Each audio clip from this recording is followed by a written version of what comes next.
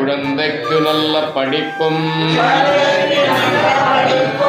அறிவும் ஞானமும் புத்தியும் பக்தியும் சித்தியும் சக்தியும் நல்ல ஆரோக்கியமும் நீண்ட ஆயுளும்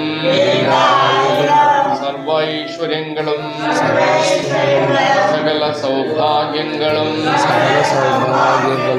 நல்ல வாழ்க்கையும் என்றென்றும் வழங்குமாறு எங்கள் எல்லாம் வல்ல பாராதபுர சுந்தரி அம்பாளிடம் பிரார்த்தனை செய்கிறோம். சொல்லுங்க.